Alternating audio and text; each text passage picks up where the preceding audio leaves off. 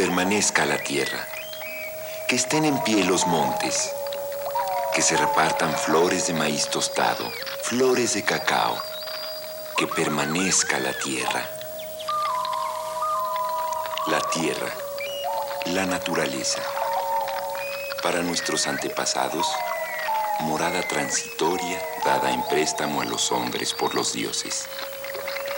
De esa relación hombre-naturaleza nace el mito, basado en la certeza de que la tierra no pertenece al hombre, sino que éste pertenece a la tierra y está unido a ella por lazos de sangre.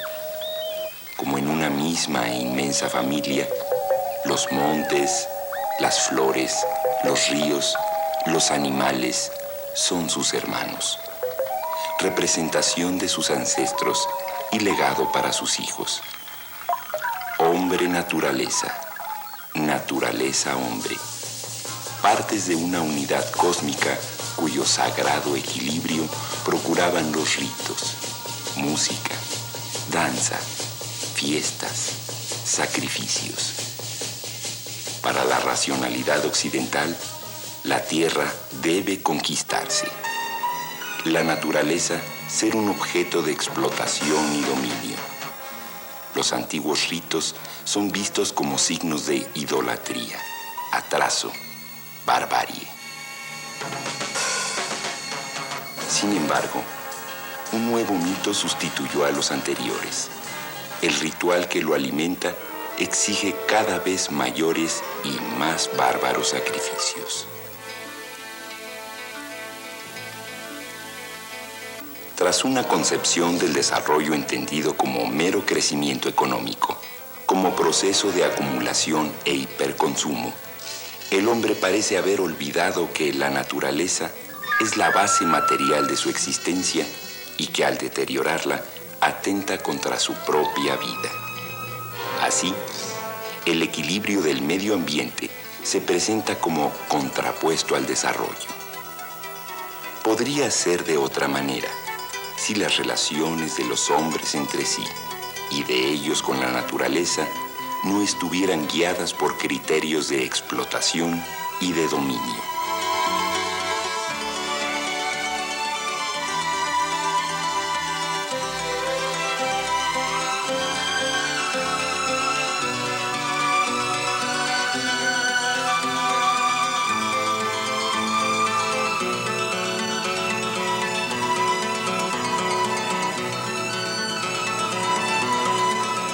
América Latina tiene una característica muy peculiar de que siendo una región en vías de desarrollo, tiene los problemas propios de los países en vías de desarrollo, pero además los problemas de las zonas más desarrolladas.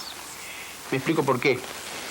En el ámbito rural, donde vive la mayor parte de la gente y donde se genera el problema más crudo de la pobreza, en esas regiones los problemas del subdesarrollo se presentan muy claramente y ahí tenemos los problemas de deterioro de los suelos, problemas de deforestación, problemas de mal manejo de los recursos naturales para la producción agrícola y los problemas de miseria y marginación de estas regiones de América Latina.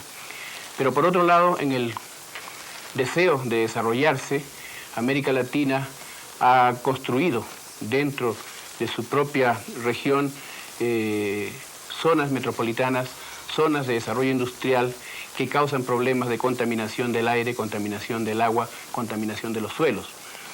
O sea que América Latina tiene esta grave situación de que no solamente tenemos los problemas de la pobreza, sino tenemos también los problemas de los países más ricos, y lo cual hace que sea mucho más dura esa situación en América Latina. Los principales problemas que afronta América Latina son el deterioro de los océanos y las aguas costeras, los problemas de deforestación, los problemas de erosión de suelos y pérdida de tierras de cultivo, los problemas de metropolización, entre otros muchos que podríamos continuar una larga lista, pero esos considero que son los más apremiantes en este momento.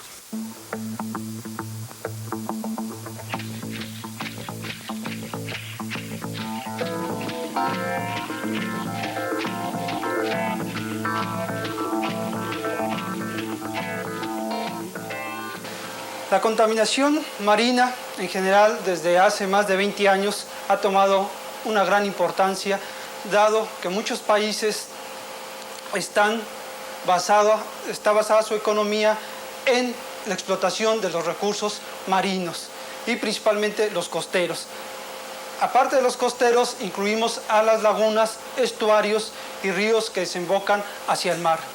Estrictamente hablando, el océano no podemos decir que esté muy contaminado, ¿verdad? Las áreas que están fuertemente impactadas pues van a ser, como ya mencioné, las áreas costeras, que es donde se realiza básicamente el 90 o 95%, ¿verdad?, de la producción pesquera a nivel mundial. El estudio de la contaminación es difícil porque generalmente los vertimientos que llegan a estas zonas costeras no son tan sencillos, sino es una mezcla de diversas sustancias. Las causas de la contaminación podemos indicar que pueden ser de dos tipos. Una, las naturales, ¿verdad?, aquellas que nos van a proporcionar, por ejemplo, una concentración muy elevada de metales, de hidrocarburos, ¿sí?, y otras, las debidas a la actividad humana. Entre las debidas a la actividad humana, ¿sí?, podemos citar el turismo, ¿verdad?, la actividad industrial en las zonas costeras, el aporte de los ríos, las aguas de desecho de todas las ciudades costeras, ¿sí?, las aguas también desecho que vienen de los ríos principalmente, y ya en la zona netamente costera podemos indicar la explotación del petróleo. Los derrames de petróleo van a producir diversos daños, ¿sí?, al ecosistema marino. Uno de ellos es cuando tienden a sedimentar, ¿sí?, o a precipitar estos hidrocarburos, principalmente los más pesados, pues van a tender a modificar todo el ecosistema bentónico, todos los organismos del fondo, principalmente si llegan a lagunas o estuarios, pues van a impactar fuertemente la producción de ostiones, básicamente. También los peces van a absorber, ¿verdad?, una gran cantidad de estos hidrocarburos. Una cosa bastante sobresaliente es el Mar Caribe en general, incluyendo el Golfo de México y todas sus islas, ¿sí?, donde básicamente una de las actividades que está deteriorando todo este medio ambiente pues es el turismo, dado que aproximadamente 100 millones, ¿verdad?, de turistas visitan toda esta zona. Y la gran cantidad de desechos que se producen pues son enormes y va a ser muy difícil, ¿verdad?, que se puedan tratar. Algunos plaguicidas, ¿sí?, de algunos PCBs famosos, ¿verdad?, que aunque no son plaguicidas, pero son unos plásticos que se han utilizado y se siguen utilizando, ¿verdad?, actualmente a nivel mundial, ¿sí?, y su producción cada vez se incrementa año con año, ¿verdad? Todos estos compuestos van a tender a acumularse. Los organismos, ¿verdad?, las plantas, nosotros no los podemos desechar. Llega un momento, ¿verdad?, si nos vamos a los niveles más bajos de las cadenas alimenticias, que estos organismos, ¿sí?, al irse ingiriendo, ¿verdad?, por otros mayores, ¿sí?, van a tender a biomagnificarse. Esto es, a medida que aumentamos, ¿sí?, el nivel en la cadena alimenticia hasta llegar a peces o al ser humano, pues nosotros vamos con un solo camarón o un solo ostión que comamos o un solo pez, podemos adquirir grandes concentraciones, porque si bien es cierto que el mar tiene una capacidad de dilución, puede soportar muchos contaminantes, también es cierto que los organismos como tales pueden acostumbrarse a ciertos elementos tóxicos, ¿sí?, a ciertos venenos. Esto es cierto, pero llega un momento en que ya el propio organismo no puede acumular más, ¿sí?, ya no se puede ¿sí?, estar regulando, ¿sí?, una homeostasis que se llama, ya no puede hacer eso, las plantas lo mismo. Entonces es cuando viene el deterioro total del medio ambiente, ¿sí? Entonces un eslabón, ¿verdad?, que se pierda, obviamente es como tirar una columna, ¿verdad?, o un conjunto de columnas, se tira una y todo se viene abajo. Lo mismo sucede con el eslabón. Al romper un eslabón, nosotros rompemos el resto de la cadena. No se puede, ¿sí?, seguir produciendo como se producía naturalmente. Es importante tener en mente, ¿sí?, que la contaminación, yo estaba mencionando solamente la parte marina, pero tampoco la podemos tratar aisladamente. ¿Por qué? Porque todo esto es un ecosistema, ¿verdad?, y la parte terrestre va a estar influenciando grandemente a la parte marina. Podemos citar un ejemplo donde hechos que sucedan a muchos kilómetros dentro de los continentes pues van a repercutir grandemente en la contaminación marina. Uno de ellos es en las áreas tropicales, ¿verdad?, donde hay una deforestación a gran nivel, los suelos se erosionan rápidamente, ¿verdad? Este aporte de material sólido, ¿verdad?, vía los ríos al medio ambiente marino pues va a ser determinante.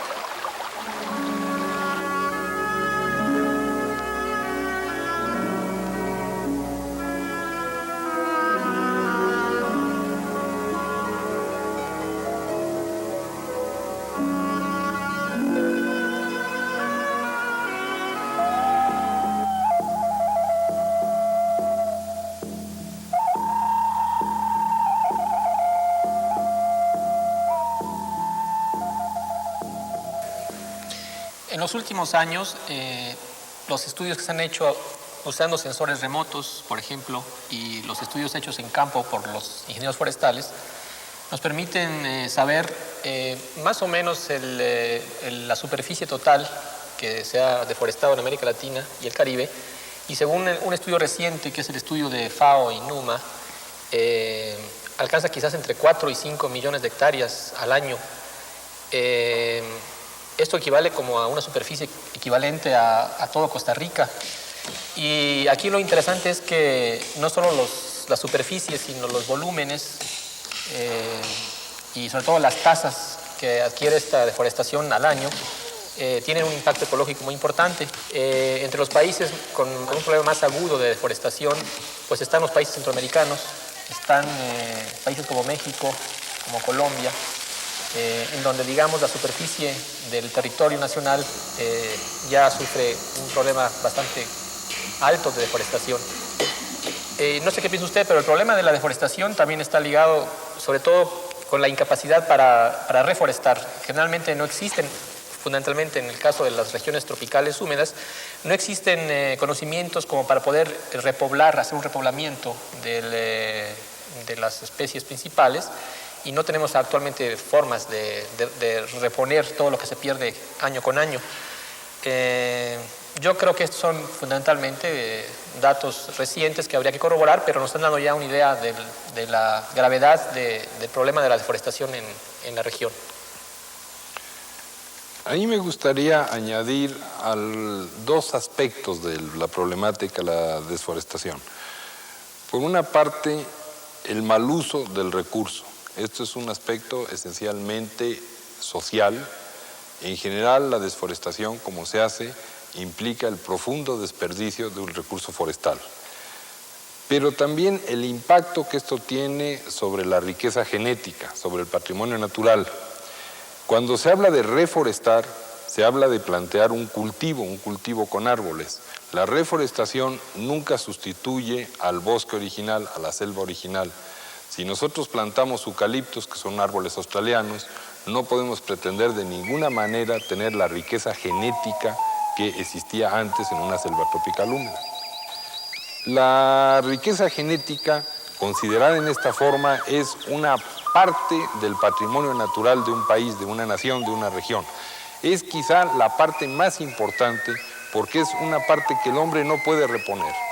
Estamos hablando de una serie de organismos vivos que han evolucionado a lo largo de la historia de la Tierra junto con el hombre y que el hombre puede destruir. Se ha dicho muchas veces que la destrucción del germoplasma va a ser el gran pasivo del siglo XX. Casi todos los intentos de desforestación, de destrucción del germoplasma, son para aumentar el área ganadera en el caso de Mesoamérica, en el caso del norte de Sudamérica o en el caso de Brasil y de otros países de Sudamérica para aumentar las áreas productoras de materia prima. ¿Qué plantea esto? Plantea un esquema en donde América tropical es un gran productor de materia prima. Es un gran productor de materia prima que no forzosamente eleva el nivel de vida de las poblaciones locales y que sí le hace perder su riqueza en plantas y animales. O sea, le hace perder una parte muy importante de su patrimonio.